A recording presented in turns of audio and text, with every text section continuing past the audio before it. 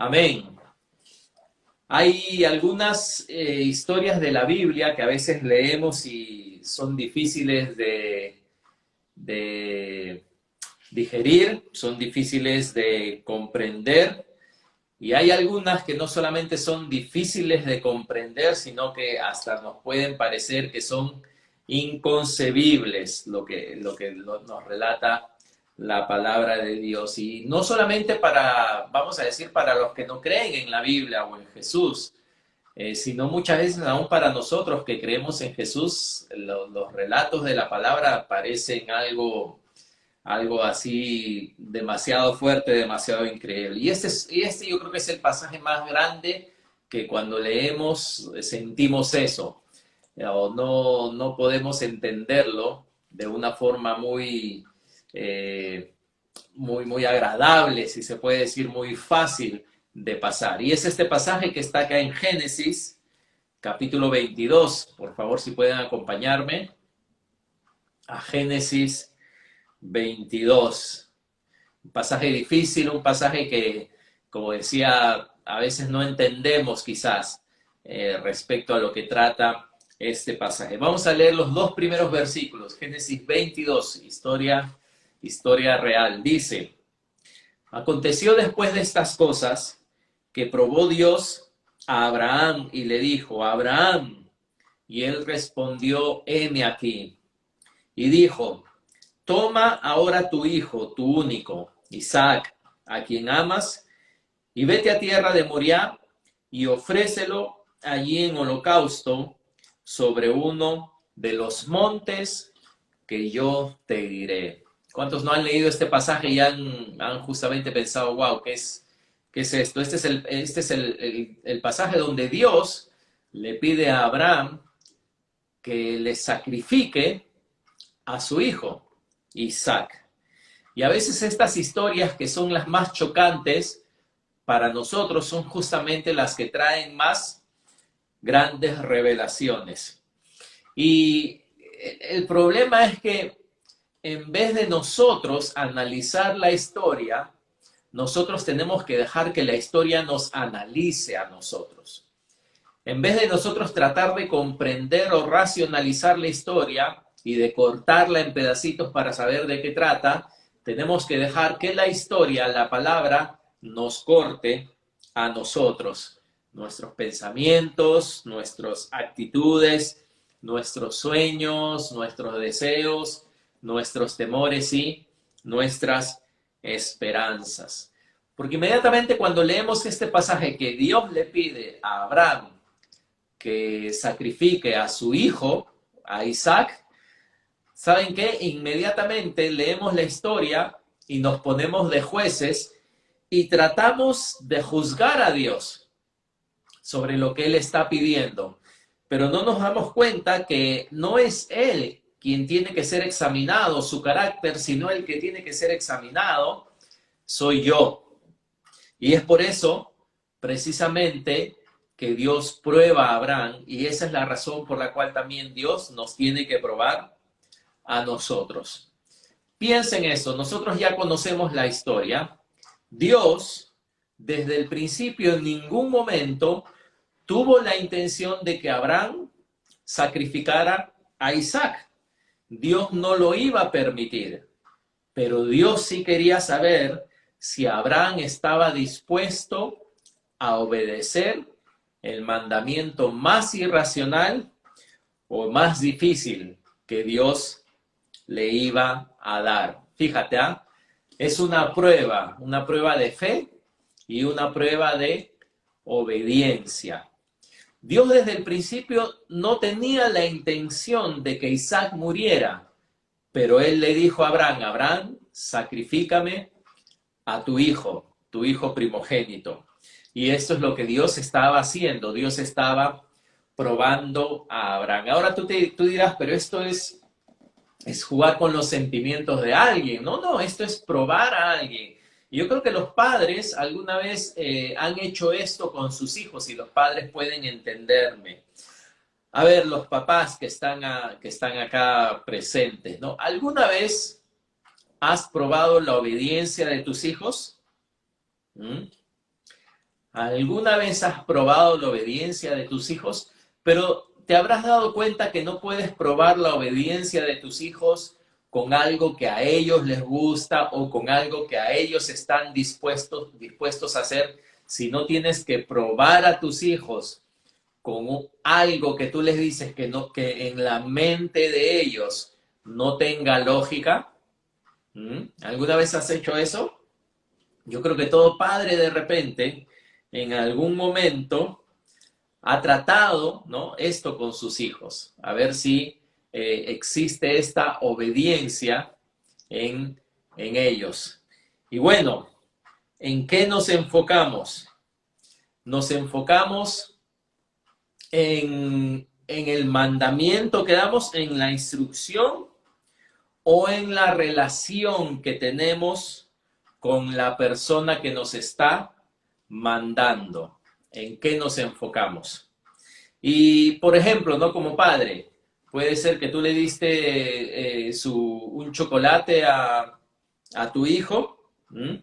Y están caminando y tu hijo está con el chocolate ahí y tú le dices, ves a un niño de repente en la calle y tú le dices a tu hijo, hijo, dame el chocolate que te di para dárselo a ese niño, ¿no? Eso es lo que tú dices, dame el chocolate que te di para dárselo a ese niño. Ahora, en tu bolsillo, en tu billetera, tienes tarjetas, puedes comprar 100 chocolates si deseas en ese momento. Pero en ese momento tú le pides a tu hijo que te dé el único chocolate que tiene. Usualmente, ¿cómo te contestaría tu hijo? Usualmente, ¿qué te dice tu hijo? ¿Cuántos hijos pueden desprenderse de ese chocolate que tanto han querido para dárselo a otra persona? Ahora, tú eres el papá y como decía, tú tienes el poder para comprar 100 chocolates más, pero le pides a tu hijo que haga eso por ti. Muy bien. ¿Y qué te dice? ¿Qué te dice tu hijo? ¿Ah? ¿Qué es lo que te dice tu hijo? Usualmente usualmente, ¿no? Quizá tu hijo no, pero usualmente te va a decir que no, que es el chocolate que tiene, ¿no? Y como es suyo, está en todo su derecho quedárselo, ¿no? Está en todo su derecho quedárselo y si se lo queda, adivina qué, lo va a disfrutar, va a ser algo rico. Pero tú sabes todo lo que se perdió por no tener un corazón dadivoso como el tuyo, ¿verdad? Porque si tú ves a tu hijo en ese momento, que con un corazón desprendido da ese chocolate, adivina qué, tú pasas por una tienda y ¿qué vas a hacer? ¿Qué vas a hacer sabiendo que él se desprendió de su chocolate? Conociendo a los papás, algunos papás, ¿verdad? Van a salir, le van a comprar no uno, sino 10 chocolates, ¿no? ¿Por qué? Porque fue dadivoso, porque pasó la prueba. Y así es algo así es lo que Dios hace con nosotros, pero nosotros, por supuesto, no nos damos cuenta, ¿no? ¿Cuántos han escuchado esa historia de ese chico que se iba a graduar y quería que su padre le regale para su graduación? Su padre tenía dinero, quería que le regale un auto, ¿no? Así que viene el chico de la graduación y el padre lo llama y dicen que el padre va y le entrega una Biblia, le da una Biblia a su hijo. Dice que el hijo vio la Biblia y se indignó, tiró la Biblia en la oficina por un costado, empezó a decirle su vida, que cómo es posible, que siempre he sido un buen hijo, que yo te pedí esto y no me puedes dar lo que yo quiero. Y el hijo al final dice que se fue de la casa y nunca más quiso hablar con su padre ni regresó a la casa. Años después el padre muere y llaman al hijo para que vaya y reciba toda la herencia que el padre le había dejado. Y cuando llega a la casa, entra a la oficina y encuentra ahí en el escritorio esa Biblia, la misma Biblia que el padre había tratado de regalarle. Y cuando él agarra la Biblia, la abre, ve que el padre había hecho un espacio y había la llave de un auto adentro. Había la llave de un auto que el padre tenía preparado para su hijo como regalo. Pero así somos nosotros. muchas veces no entendemos.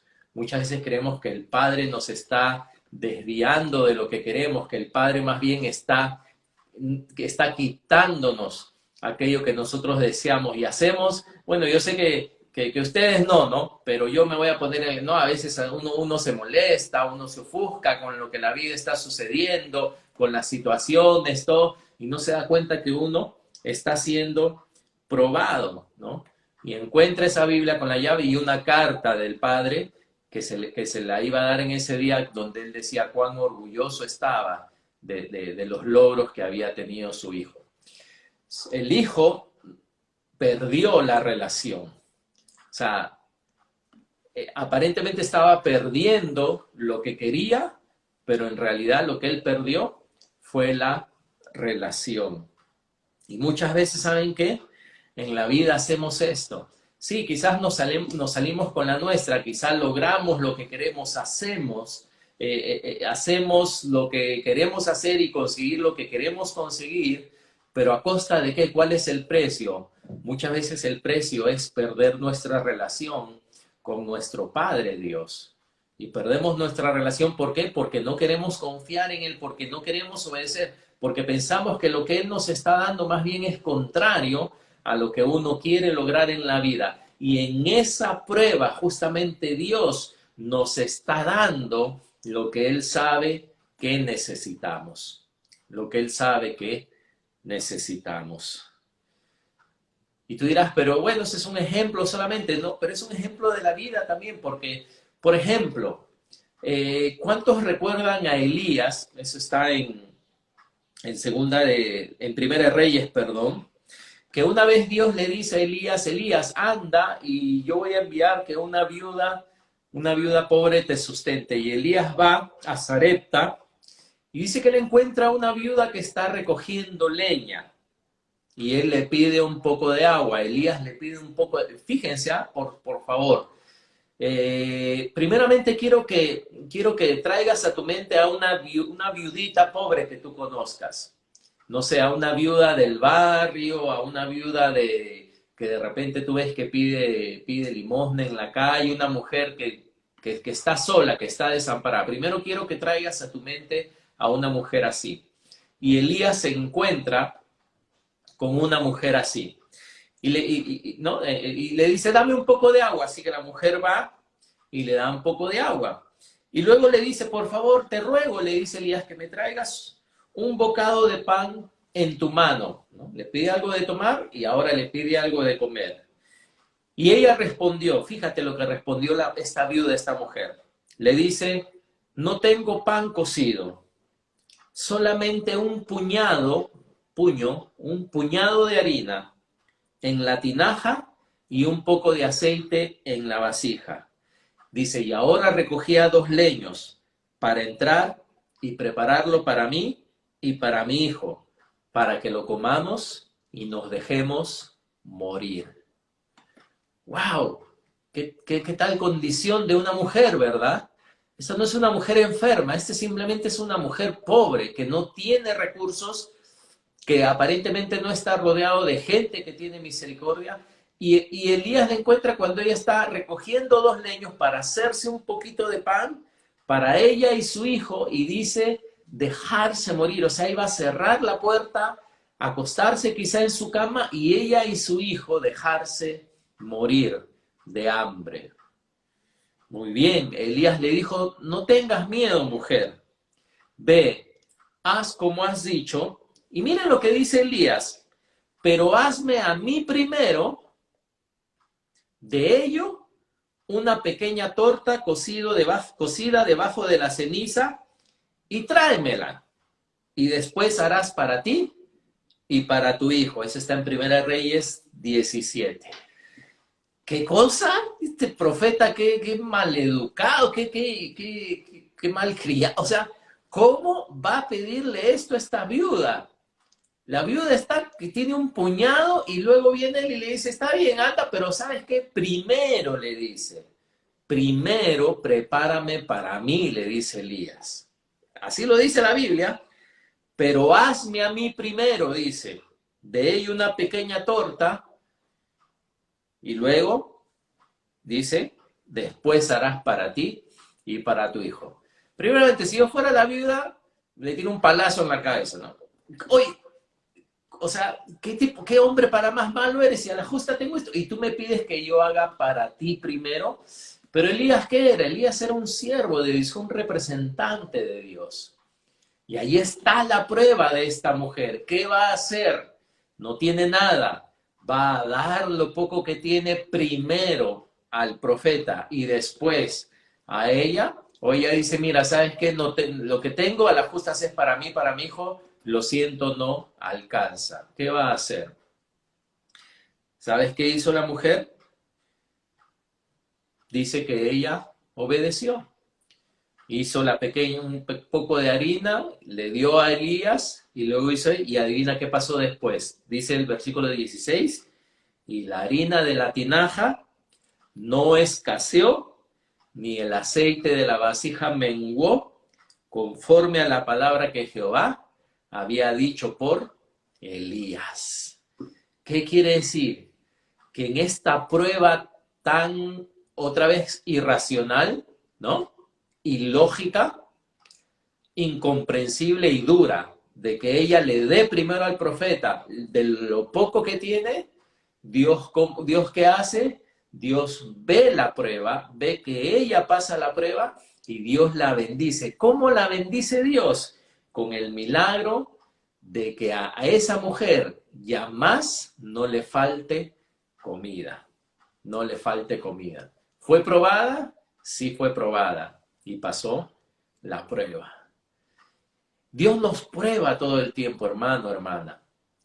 Quizás no te manda un profeta, quizás Dios no se aparece y te dice, sacrifícame a tu hijo, pero Dios todo el tiempo en pequeñas cosas nos está probando nuestro corazón, está probando nuestro carácter, está probando si confiamos en Él, si creemos en Él, o si al final nosotros queremos salirnos, como decía, con la nuestra, si al final nosotros queremos hacer nuestra propia voluntad. Y hacemos nuestra voluntad y pensamos que nos salimos con la nuestra, pensamos que ganamos, pensamos, por fin, no, Dios, lo siento, pero yo necesito esto, yo quiero esto, yo tengo esto, pensamos así. Y Dios estaba con una mano llena de bendiciones detrás que tú no podías ver. Y Dios dice, mira, ¿sabes qué? Lo siento, pero ya te comiste tu chocolate, no puedo darte más. Dios nos prueba por dos razones principales. Primero, es una oportunidad para Dios de mostrarse a sí mismo, de revelarse a sí mismo. Y segundo, es una oportunidad para probarnos a nosotros, para probarnos a nosotros. Si pasamos la prueba con Dios, podemos pasar a un siguiente nivel. ¿Qué quiero decir? Tú puedes tener 10, 20 años de caminar con Cristo y o tienes 20 años de experiencia y 20 años de crecer, o tienes un año de experiencia y de crecimiento que estás repitiendo durante 20 años. Es decir, si no pasas la prueba, si no pasas aquello que Dios quiere hacer contigo, repites año tras año tras año. Es como el pueblo de Israel que por no pasar la prueba dice que estuvo 40 años dando vueltas en el mismo lugar. Así como en el colegio no vas a pasar de grado hasta que apruebes. Bueno, eso era antes, porque ahora creo que dicen que todos pasan y para que no se sientan mal, todos pasan y ni siquiera les ponemos nota, ya todos están ahí en el mismo nivel, ¿no? No, pero así no es la vida verdadera. Tenemos que aprender las lecciones que Dios está tratando de enseñarnos. Así que volviendo a la historia de Génesis 22, Dios hace un pedido que para cualquier padre ahora, otra vez digo, sería irracional, inconcebible. De repente algún papá está ahí mirando a su hijo y dice, no, yo no podría sacrificar a mi hijo. Y Dios no quería que lo sacrifiquen, pero Dios lo probó. O sea, Dios sabía que Abraham no iba a sacrificar a Isaac. Dios no lo iba a permitir, pero eso no le impidió a Dios probarlo. ¿Y qué hizo Abraham? ¿Qué hizo Abraham? Quizás los que conocen la historia, el versículo 9 y 10 de Génesis 22 dice, y cuando llegaron, ¿no?, al lugar que Dios le había dicho, dice, edificó allí Abraham un altar y compuso la leña y ató a Isaac su hijo y lo puso en el altar sobre la leña. ¿Qué hizo Abraham? Abraham obedeció a Dios. Déjame preguntarte, ¿la orden de Dios era una orden lógica, no era una orden difícil para un padre? Sí, seguramente que sí. Pero Abraham no estaba concentrado en si él entendía la orden, sino lo que él estaba concentrado es que si Dios era digno de confiar y era digno de obedecer. Y esa es la prueba. ¿Quién es Dios? ¿Quién es Dios? Dios te va a pedir a veces cosas que no son muy lógicas. La pregunta es si creemos, si confiamos en quién es Dios. Y el versículo 10 dice, no, lo pone a Abraham, a Isaac, perdón, lo ata, y dice, y extendió a Abraham su mano y tomó el cuchillo para degollar a su hijo. Abraham está obedeciendo. Y cuando Dios ve que Abraham, no antes, sino cuando Dios ve que Abraham levanta su mano para sacrificar a su hijo, ahí Dios supo que Abraham realmente confiaba, creía completamente en quién era Dios, que Dios iba a cumplir lo que él había prometido, que él era digno de confianza, aunque su mente natural no entienda, que Dios era poderoso de hacer, si Dios era poderoso de resucitar a Isaac, Dios era poderoso. O sea, Abraham tuvo una revelación de un Dios grandísimo cuando él levantó su mano para matar para sacrificar aquello que era más valioso para él, aquello que era más valioso para él.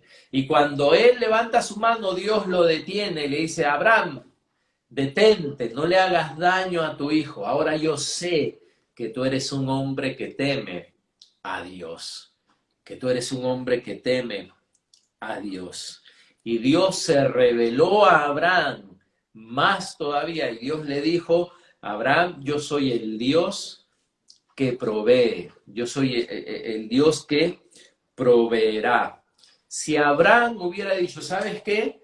Dios, lo que tú me estás pidiendo, lo siento, es muy difícil y no lo voy a hacer.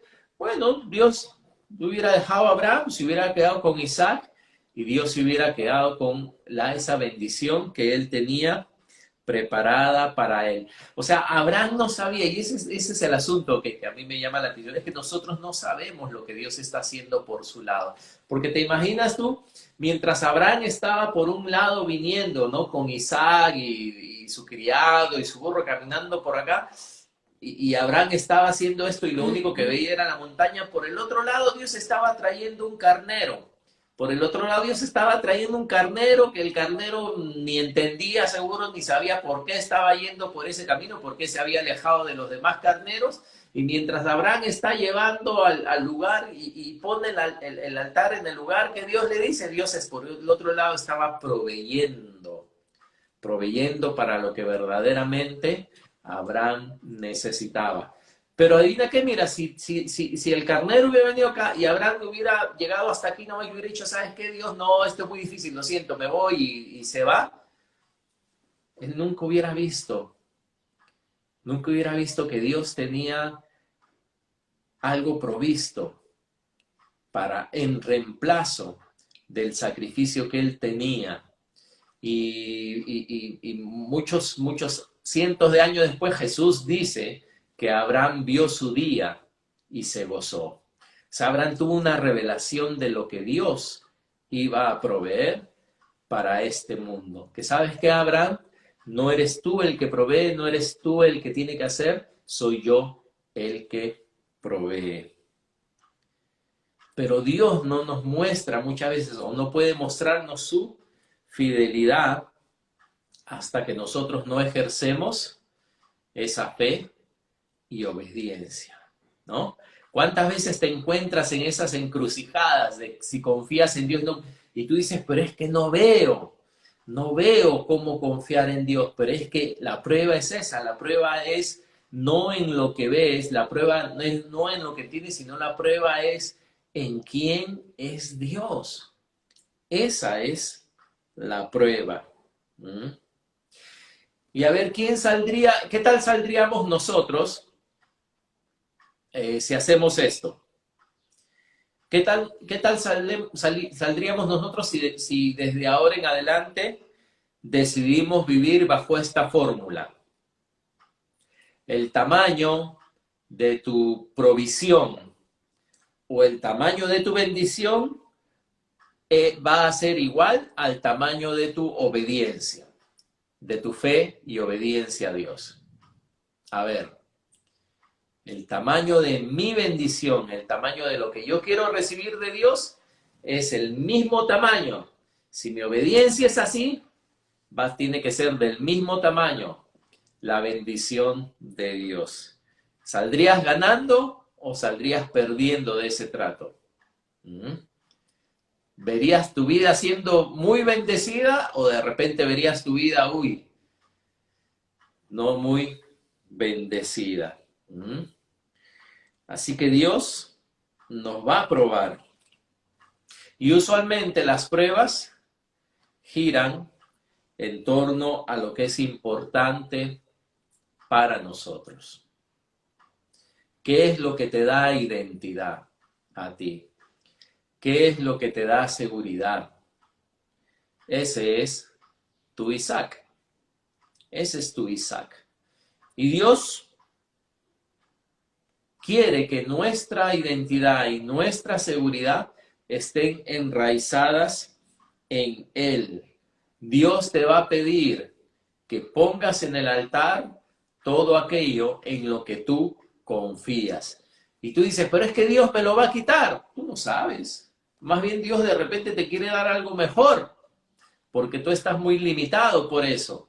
Pero no, pero este es algo en lo que yo dependo, este es algo en lo que yo confío.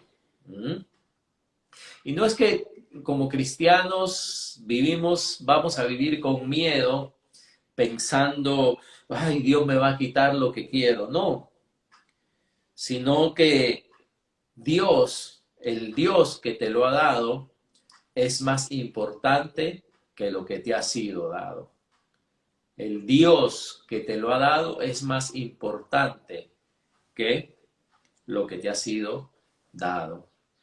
Y a Dios eso es lo que le importa más.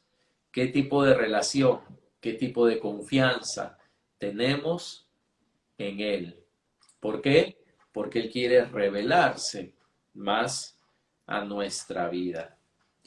¿Cuántos de ustedes, me imagino, ¿no? Cuando han visto siempre este pasaje de Génesis 22, hemos movido la cabeza, hemos dicho, pero ¿cómo Dios le va a pedir a Abraham que sacrifique a su hijo, al que más ama? Otra vez, ¿no? Eso, pobrecito, qué difícil debe ser, ¿no? Pero, ¿alguna vez has pensado, por más irracional que nos parece a nosotros, ¿alguna vez has pensado en el significado de la palabra Dios? Sabemos qué significa la palabra Dios porque cantamos, ¿no? Cantamos de Dios, hablamos de Dios, le decimos a Jesús que Él es nuestro Dios. Pero ¿qué significa la palabra Dios? ¿Qué significa la palabra Dios? ¿Sabes qué significa la palabra Dios? Y vamos a dar una definición muy básica, por supuesto, no una definición de diccionario, si se puede decir, pero vamos a pesar cada palabra, ¿ok? Dios dice ser supremo, ¿ok? Ser supremo. ¿Qué más? Omnipotente, que todo lo puede. Eso significa Omnipotente, que todo lo puede. Muy bien. Omnipresente, que está en todas partes. Y omnisciente, que lo sabe todo. Muy bien. Como algunos ahí están poniendo, soberano. ¿Qué significa soberano? Muy bien, hermana Nancy. Esa es una muy buena definición que no la tengo aquí. ¿Qué significa soberano en sí? ¿Alguien sabe qué significa soberano? Según mi poco entendimiento, alguien soberano es alguien que tiene la capacidad y el título, vamos a decir, o el poder de hacer como le da la gana en español criollo. Soberano es que alguien que puede hacer como le da la gana. Puede pararte cabeza, puede ponerte de costado, es soberano, es una persona que tiene el poder absoluto de hacer como le da la gana. Y gracias, porque ese también es un significado de Dios, ¿no? El significado de Dios. Supremo, omnipotente, omnipresente, omnisciente, soberano, le aumentan. Creador, dice el diccionario, juez, protector y salvador, ¿no? Del universo y la humanidad. Ok. Entonces, ¿por qué cuando leemos que Dios le pide a alguien hacer algo, nos parece que lo que le pide es muy difícil? ¿O nos parecería que lo que le pide es injusto? ¿O nos parecería que lo que pide no tiene sentido? Porque al final, ¿quién lo pide? ¿Quién lo pide? Dios, ¿verdad? Y según la definición, ¿Dios qué es? ¿Quién es Dios? Supuestamente. ¿Cuán alto es Dios? ¿Cuán sublime es Dios? ¿Cuán perfecto es Dios? Sin embargo, nosotros lo juzgamos porque decimos, Dios, ¿cómo le puede pedir esto tan difícil? Pero al final Dios, si Dios es Dios, realmente, Él podría hacer las cosas no como yo pienso que debería de hacer o como yo planeo que debería de hacerlo, sino Él es Dios. Él es Dios. Y Dios puede hacer como le da la gana. Ahora, conocemos su carácter. Conocemos que Él no es como el hombre que cuando tú dices, cuando tú le dices a un hombre, mira, ¿sabes qué? Vamos a decir que tú le digas, tú tienes la autoridad de hacer como te da la gana. El hombre, como es inclinado al mal, ese que le da la gana, usualmente va a salir mal. ¿Ok? Porque es su carácter, porque es así como es el hombre. Pero si tú le dices a Dios, Dios, tú tienes realmente la autoridad y hacer como tú gustes, como tú deseas, su carácter, ¿cuál es? Dios es amor, dice. ¿Qué es lo que va a salir de él entonces? El problema es cuando no sabemos que Él es Dios. No sabemos que Él es Dios. Así que yo pensando en esto, hermanos, yo creo que podría decir que el fin de nuestra vida en esta tierra es que lleguemos a conocer a Dios. Esta es la vida eterna, dijo Jesús, ¿no? Que te conozcan a ti, el único Dios verdadero, y a Jesucristo a quien tú has enviado. Oh, pero este es muy profundo. Yo pensé que el fin de la vida era ser feliz. No es el fin de la vida ser feliz. El fin de la vida es que no, yo y mi esposa vivamos hasta viejos y viajemos por el mundo y nuestros hijos y nuestros nietos y disfrutemos de ello. Si tú crees esto, estás mal. El fin de la vida es que tenga lo suficiente para mi jubilación, para esto, para el otro. Errado. ¿Cuál es el fin de la vida? ¿Cuál es el propósito de la vida? El propósito de la vida es que yo conozca a Dios, pero a ese Dios verdadero, a ese Dios que me lo define, inclusive un diccionario que no lo conozca, que lo define, que yo conozca ¿Quién es realmente en esta vida, en mi vida, el supremo? ¿Quién es en esta vida el todopoderoso? ¿Quién es esta vida, en esta vida el que lo conoce todo? ¿Quién es en esta vida el que lo sabe todo? ¿Y quién es en esta vida el que desea y hace las cosas conforme a su voluntad? ¿Y quién es en esta vida, como yo sé que Dios es amor, como yo sé que dice Dios es bueno, es una persona en la cual puedo confiar a pesar de que me pida y me pruebe en cosas que no entiendo? No es entender, es conocerle a Él. Amén. Ese es el fin de la vida. Y espero que te des cuenta que estás a prueba tú y yo y todos estamos a prueba. Pero ¿sabes qué? Estamos a prueba quizá en las cosas pequeñas. Y si somos fieles en lo pequeño, quizá Dios dice, ¿no? Si eres fiel en lo poco, Dios te pondrá en mucho. Queremos que Dios nos bendiga mucho, sí, como Abraham. Queremos tener la bendición de Abraham, sí, pero antes de pedir la bendición de Abraham, pidamos la obediencia de Abraham. Dios les bendiga.